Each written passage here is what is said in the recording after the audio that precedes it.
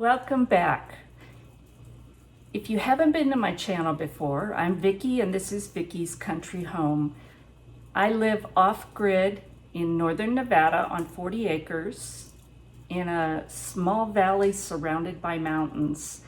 I love to cook, can, dehydrate, make sourdough bread, garden.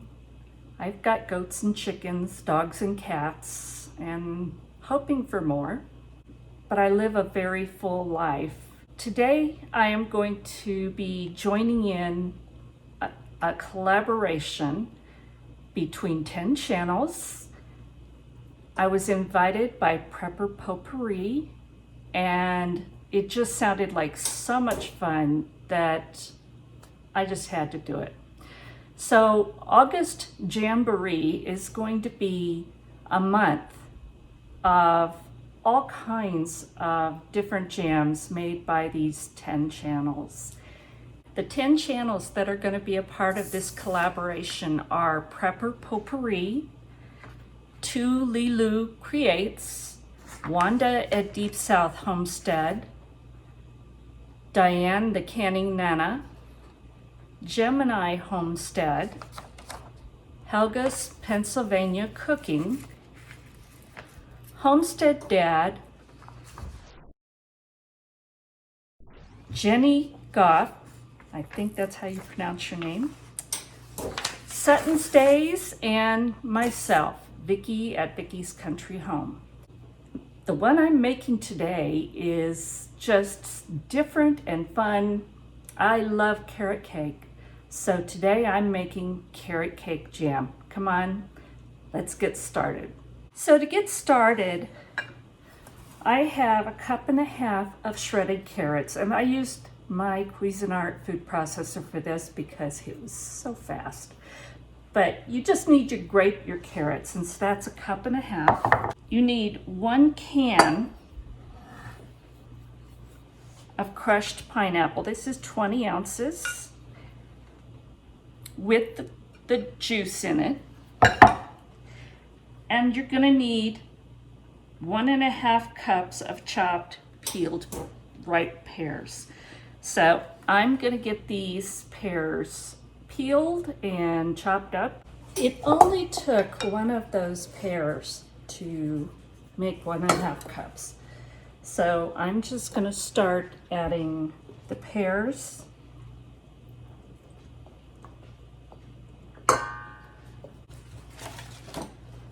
the carrots,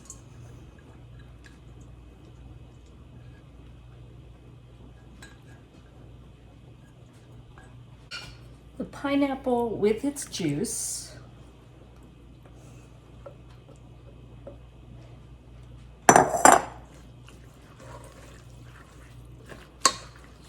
mix those together just a little bit. I'm going to add 3 tablespoons of lemon juice.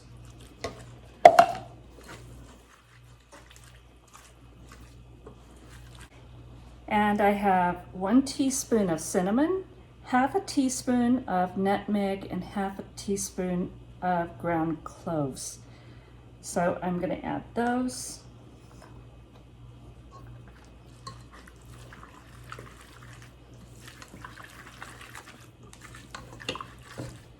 I'm going to put this over high heat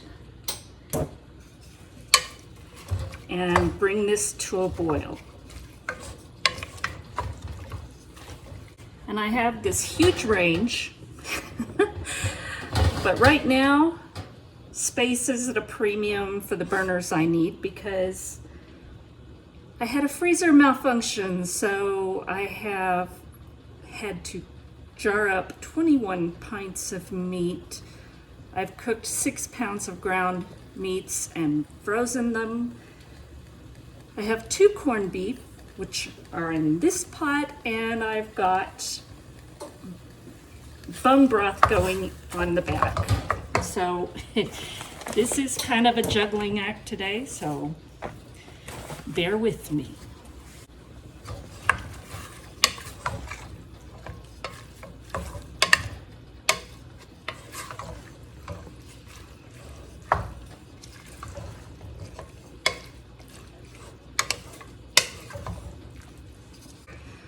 bring this to a boil and then I'll bring you back and show you what's next. Okay, this just took a few minutes and it's at a boil. So now what I'm gonna do is reduce the heat and cover this, and I'm gonna let it boil gently for 20 minutes. So I'm gonna stir this occasionally to keep it from burning. So we'll see you in 20 minutes. It has been 20 minutes, and I'm gonna remove this from the heat, and hopefully you can see this. So it has cooked down some, and some of the juice has been released. Now I have 1 box of regular pectin.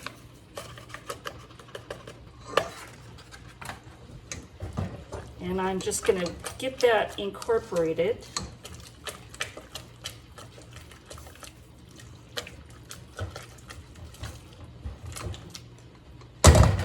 We want to make sure it's dissolved.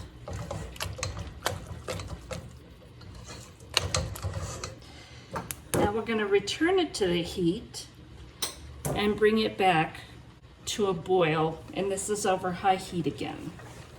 So that just took seconds.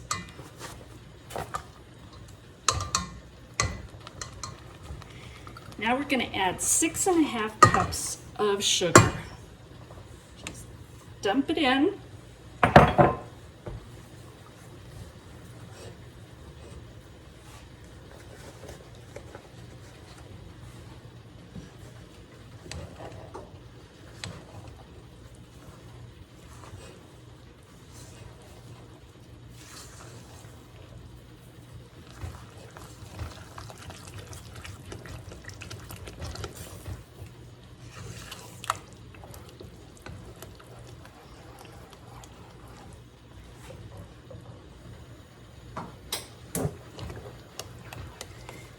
We really want to stir this well, and we're going to bring this back to a full rolling boil.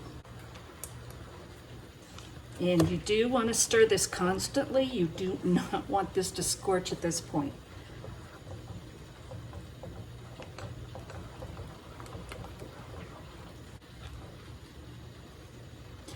In the meantime, I have my 1/2 pint jars have been cleaned, and they have been in the canner.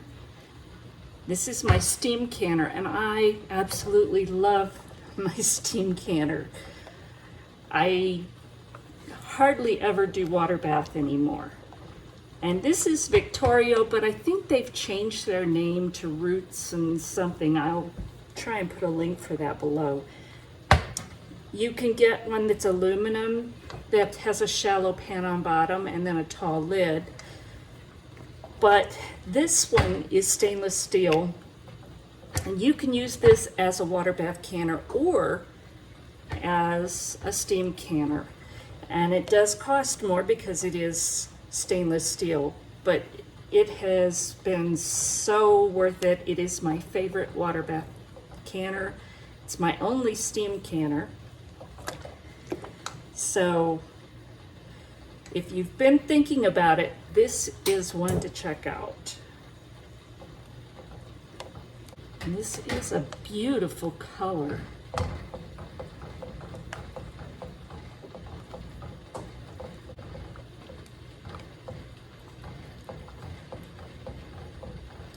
Now this is one mistake that some people make when they start making jams and jellies.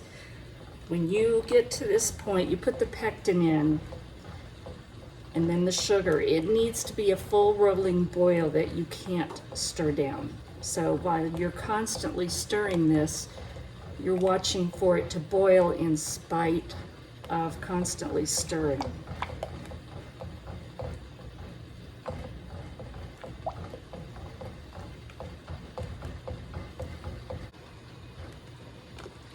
And y'all, I'm gonna tell you, it's hot in my kitchen. We are off grid, we have no air conditioning. Everything is shut up because of the smoke. And I've got bone broth, corned beef, jam, and the water, the steamer, all going. And I can't run the fan or you wouldn't be able to hear me because it's an industrial kind of fan. So it's pretty warm in here. But you gotta do things inside when you can't do anything outside. So today is the day.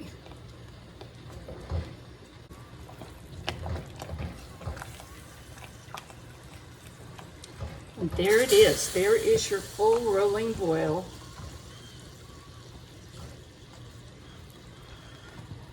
It's continuing to boil as I stir it. So now we're going to boil this 1 minute. Stir constantly.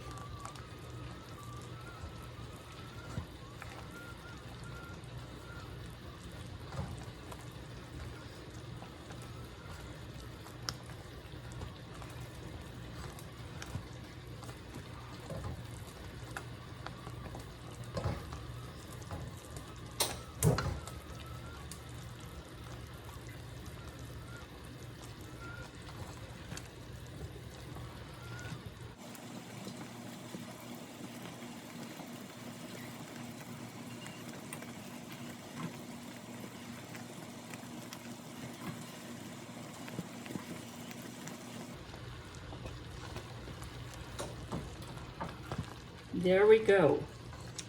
1 minute and turn the heat off. Now you want to remove any foam. Actually, there's just not much. It's tiny, tiny bit on top.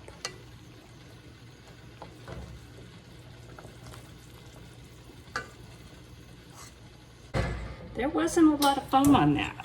So now I'm going to start taking my hot jars out of the hot canner.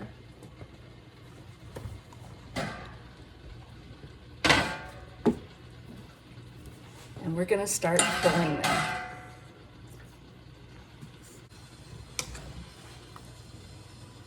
So you want to fill your jars, and these are half pints, to 1/4 inch headspace.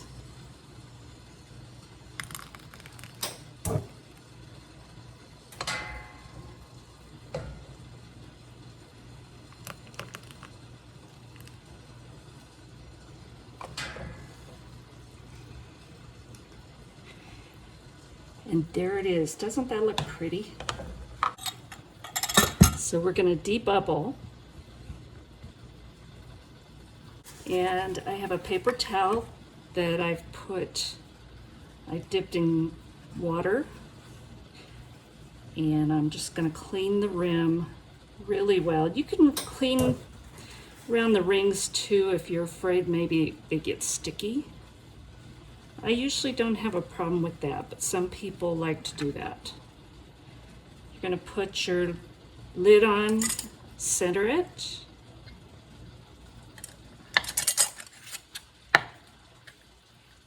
And just don't crank down on it, just finger tight. And there we go. I'm going to put that in the canner.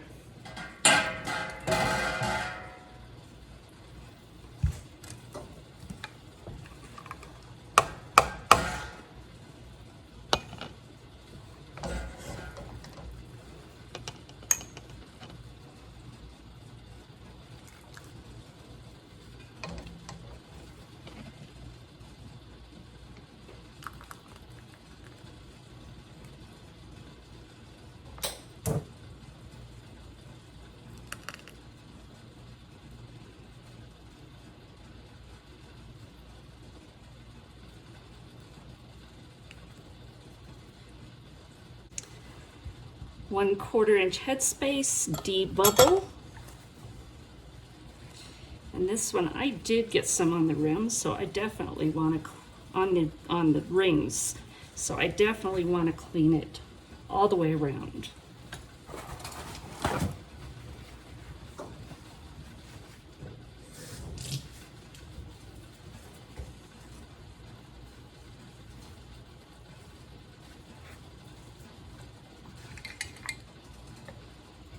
center the lid.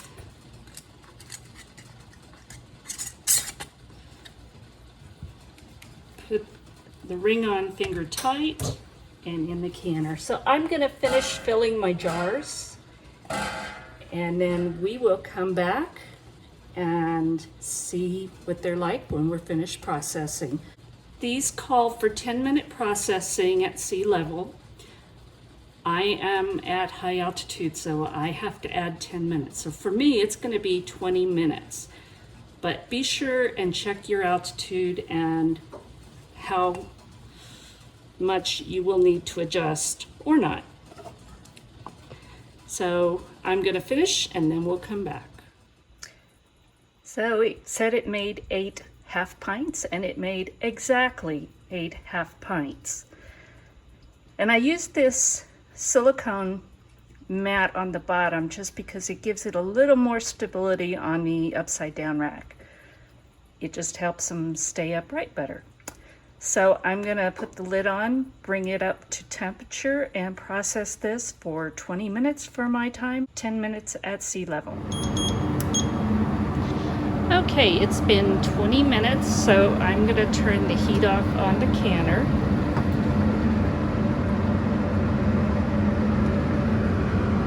And you can see the temperature gauge had to stay right in that green spot the entire time, and it did.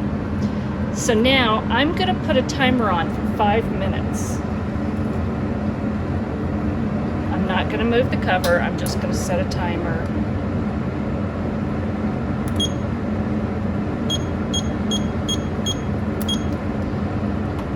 One of the problems a lot of new canners do also is turn the canner off, take the lid off, pull out the jars.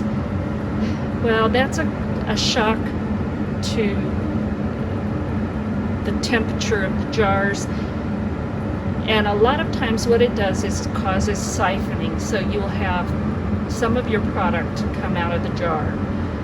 That's not what you want.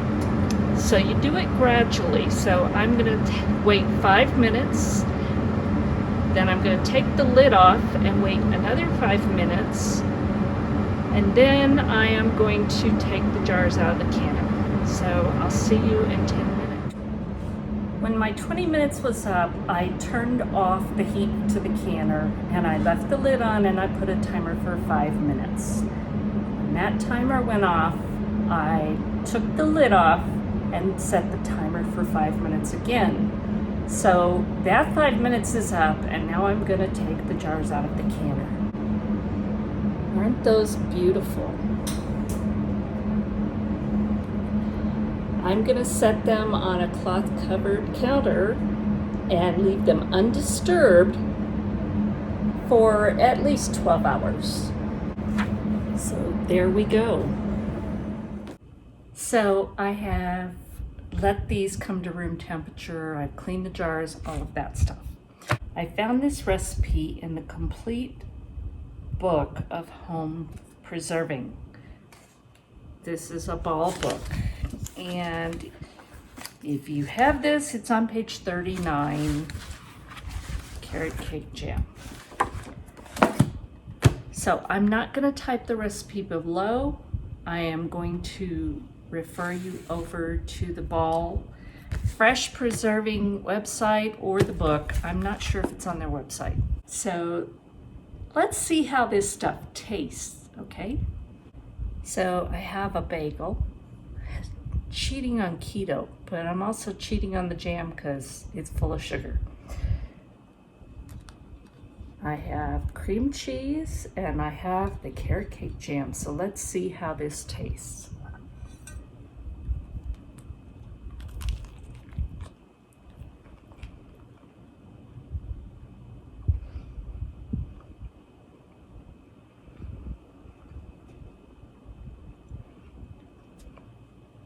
It's not exactly like carrot cake with cream cheese frosting, but it's close. It's got such wonderful flavors together. You won't care. It's really pretty good. So I want to thank Prepper Potpourri for inviting me. And I want you again, go subscribe and follow all of these channels that are participating in this collaboration, because there will be 5 videos a week, Monday through Friday, on the playlist, and I will have the link for the playlist below. Be sure and subscribe. Go watch all of these videos. You have no idea how many recipes are going to show up and things that you probably never thought of. There's also going to be a random drawing at the end of this collaboration. For every comment in every video in this collaboration, you have a chance to win a starter canning kit. So, and it's a rack, it's jars, I think it's funnel, I don't remember what all, but it's a really cool gift. And so please be sure and go to every video, like and comment, so that you'll be entered that many times for this drawing. Again, thank you for inviting me to this collaboration. This is fun. These are things that I don't do all the time because we watch our diet. Sometimes you gotta cheat. I've been cheating. So, thank you for watching. God bless. We'll talk soon.